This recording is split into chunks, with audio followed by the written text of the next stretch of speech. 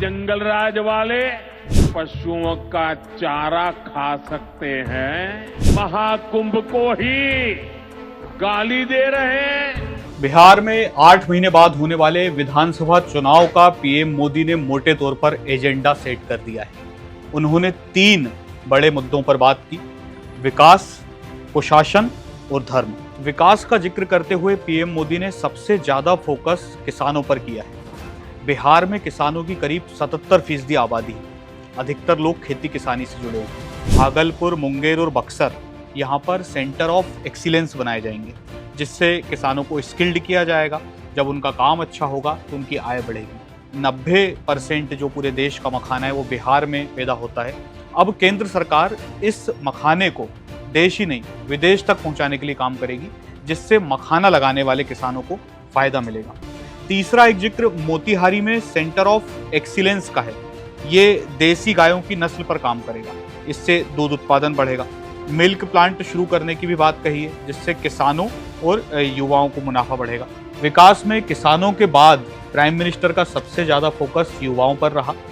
बिहार में अभी सबसे ज़्यादा युवा आबादी है। प्राइम मिनिस्टर ने बताया कि national institute of food technology, जिसका जिक्र बजट में भी किया गया था, उसकी जब यहाँ पर स्थापना हो जाएगी तो उससे सिर्फ बिहार ही नहीं बल्कि पूरे पूर्वोत्तर का विकास होगा, डेवलपमेंट होगा, लोगों को काम मिलेगा।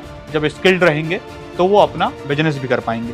इसी तरह से भागलपुर के सिल्क को बढ़ावा देने के लिए वहाँ पर फैब्रिक प्रोसेसिंग यूनिट सरकार लगाने जा रही है, तो इससे भी तमाम लोगों को रोजगार के मौके मिलेंगे। विक्रमशिला यूनिवर्सिटी, उसको सेंट्रल यूनिवर्सिटी बनाने के लिए केंद्र सरकार बात करेगी।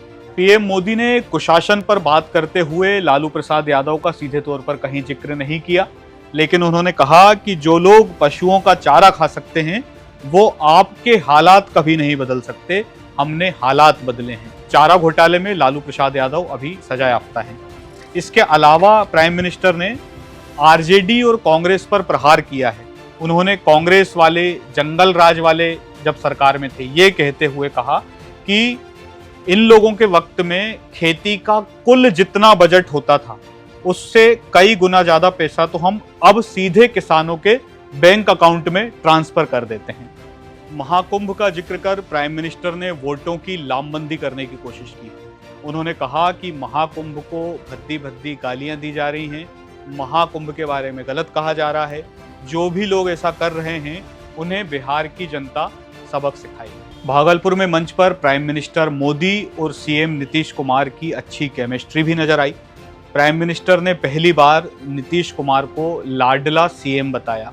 वहीं नीतीश ने कहा कि जिस तरह से अभी तक केंद्र से मदद मिल रही है उसी तरह से नजरें आगे भी बनाए रखिएगा।